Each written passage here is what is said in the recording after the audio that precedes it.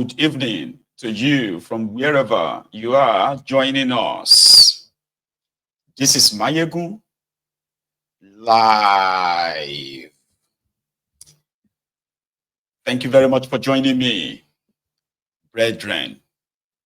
As you are tuning in, remember, read beyond the caption of the broadcast. Please read the description of the broadcast as well. Like it, share it. To invite your friends, to invite your not so friendly friends too, and tell them all that Mayegun today, Mayegun is live. These are the first steps. And if you have done any of that or all of that, now you can sit back, relax as I unpack.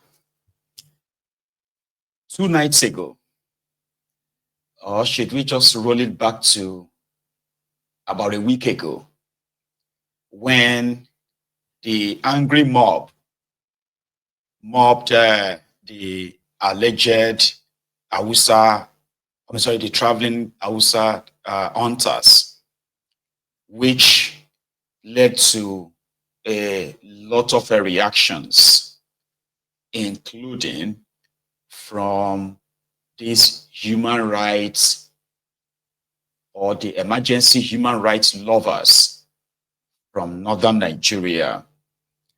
Some even put out a statement that they don't feel safe in Nigeria, especially in the southern part of Nigeria, that if this is not going to change, that they would not hesitate to throw in the towel, renegotiate this union, and everybody can go their separate ways. All of this in reaction to what happened in Uromi, in Edo State.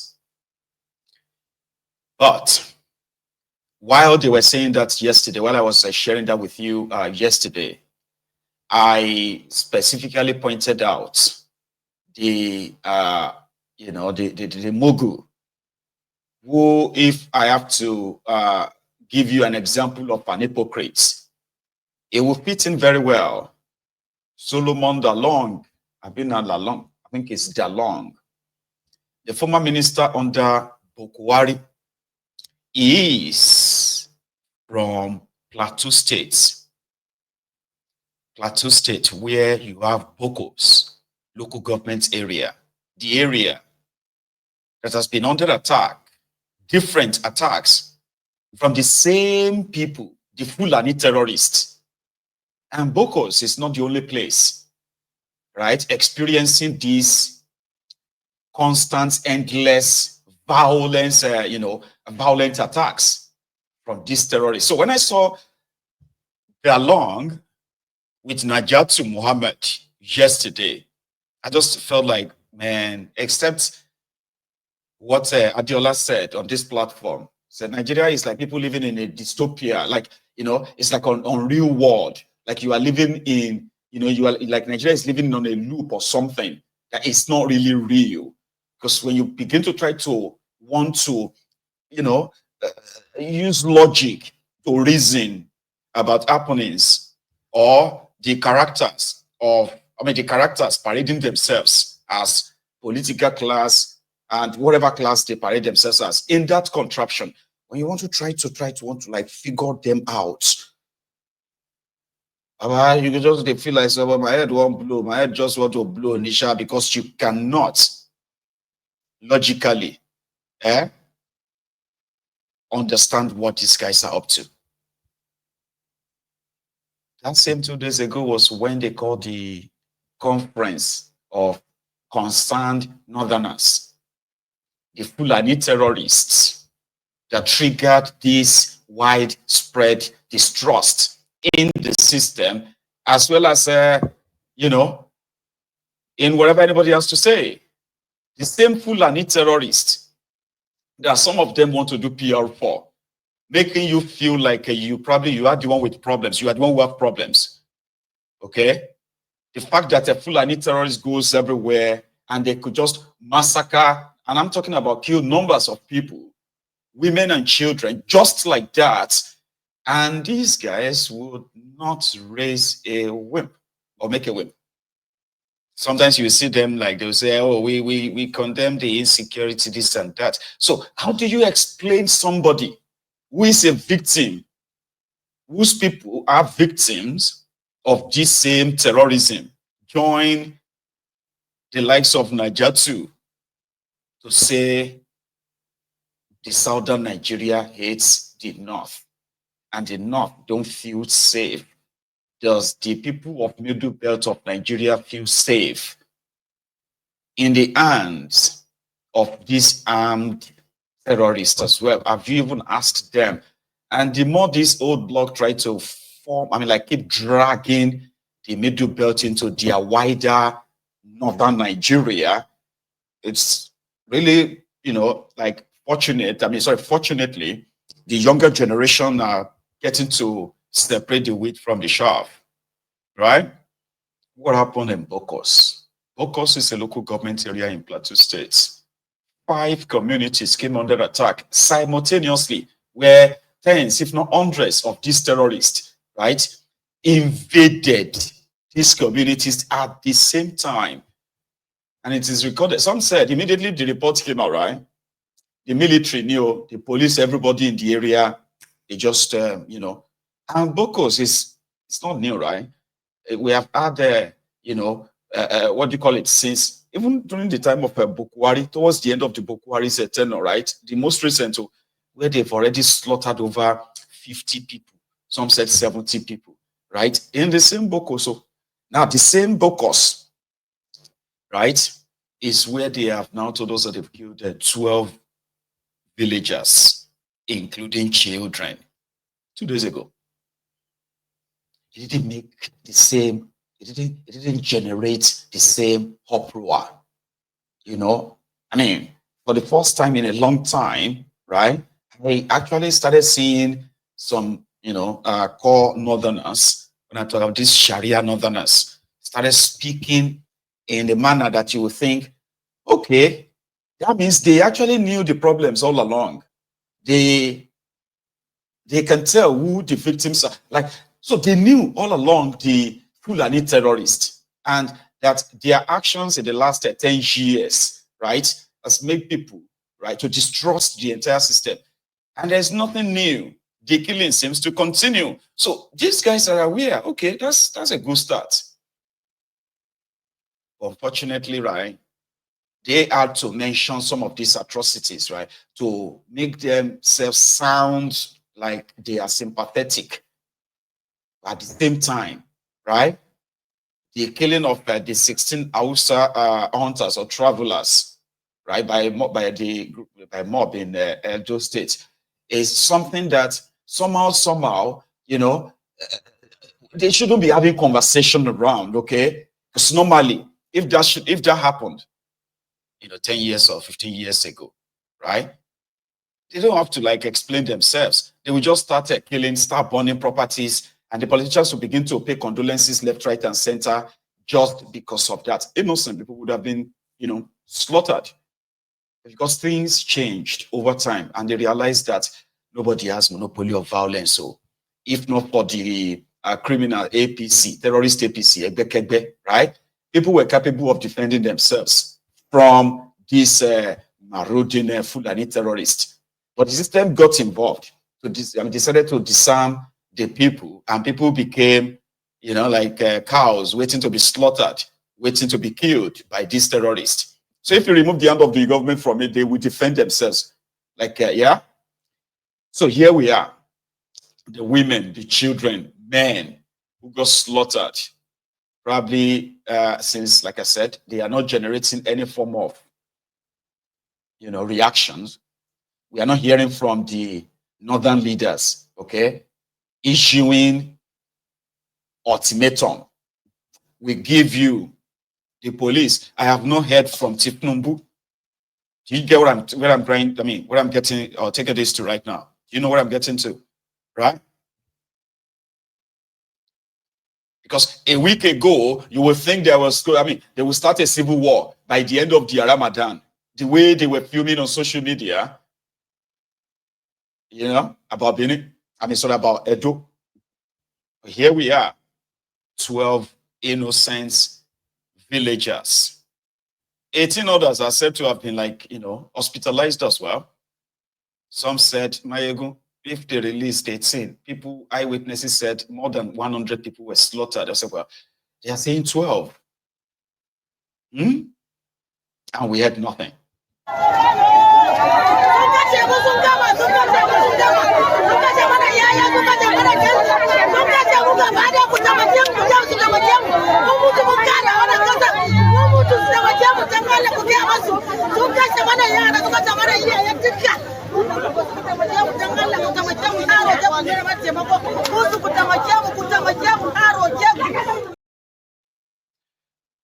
You can use propaganda to seize power, but you are going to need more than propaganda, okay, to run a country.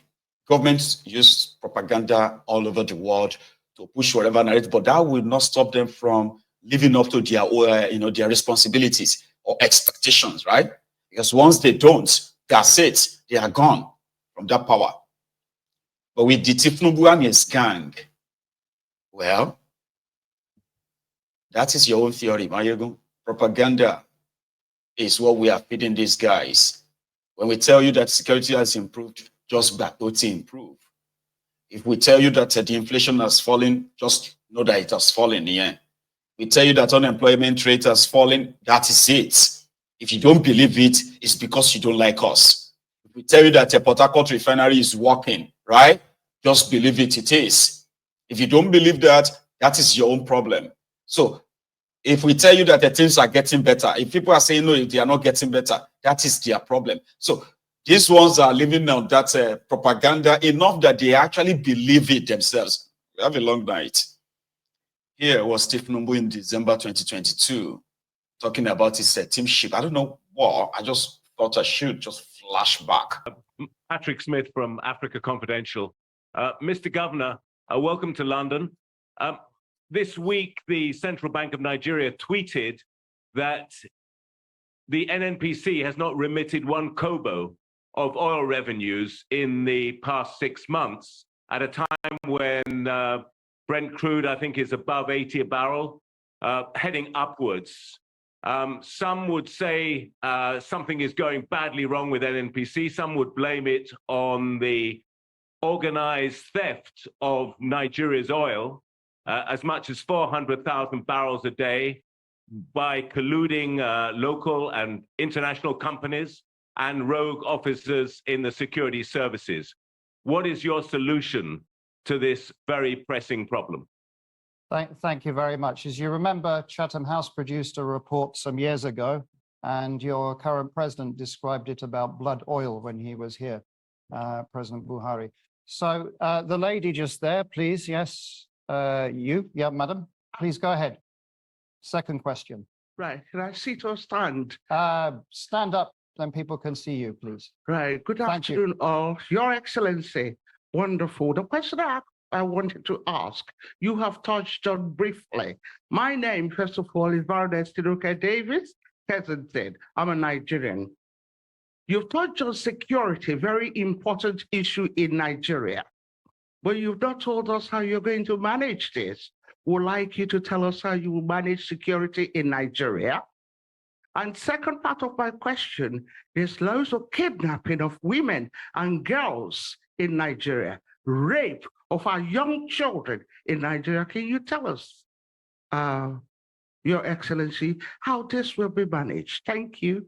Thank you very much for being very precise. Mr. Tanumba, we had many questions coming in live stream about how you're going to combat terrorism and violence against women, including from Bolupi Omosori. So the gentleman right here on the corner, yes, you, sir. There's a microphone there. Please go ahead. Please be no long speech. We don't have time. So put your phone down. You're intelligent gentleman. I know you can ask it straight. Well, my name is Odiana Dominic Matthew. Thank you, Asiwaju Bola Tinubu, for taking this opportunity to come and speak to us. You may know that I was one of your beneficiaries, even though I grew up in Lagos. but I was never a native. But I was granted the opportunity to work in Lagos State, even though I was from a different state. So that, tells me about how your policy is likely to be. But my question is this, because having worked for 10 years, there as a social development worker and youth worker during your administration in Lagos State, before coming here to qualify as a solicitor, practicing here in the UK, I'm more concerned about the young people. Can you? What Yeah. program do you have for our young people? As you know, most political parties benefit from they benefit from the goodwill of young people. Okay. And so have you got plans, that will generate training, appointments, Thank you. and also job security? Okay, thank you so much. So what are your plans for youth, young people? If you would like to answer the questions, Mr. Tunumbu. Please, if we can keep quiet for one conversation here. Thank you. Go ahead. Let me once demonstrate here. One of those philosophies and one of the doctrine that I believe firmly in is teamship. Unbreakable team. To demonstrate that, I will choose the first question, assign it to Dele Alake. Okay. And the second question, assigned to Nasiru El-Rufai.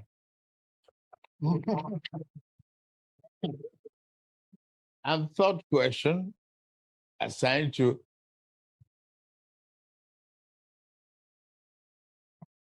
Ben Ayade.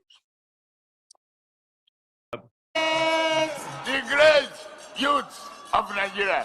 Great, Great, great, great, great, great, great, great, great.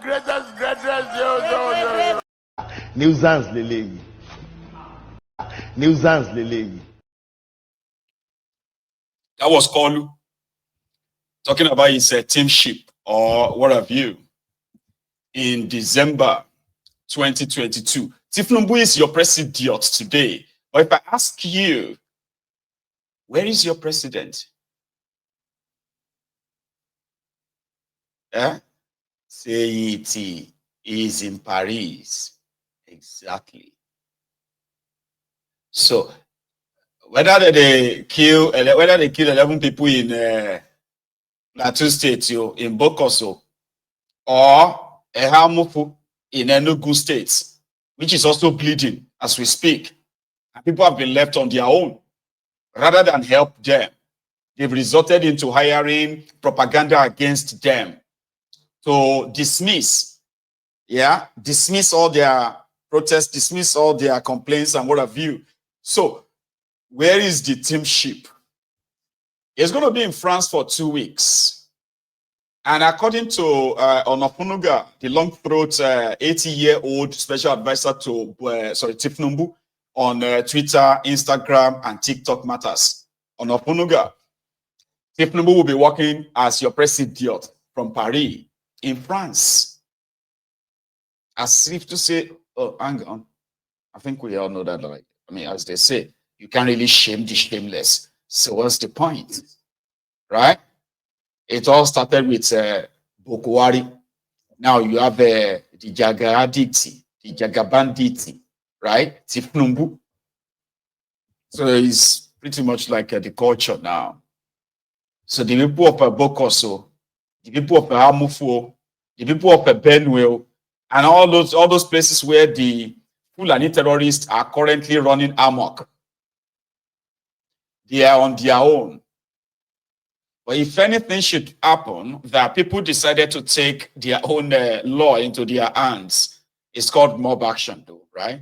So when they decided to act on their own and then go after the people they suspect as their own traumatizer, traducers, then we are going to begin to hear the epistles from Core North. And they begin to explain to us why we must live together in peace and why we must try to accommodate the murderers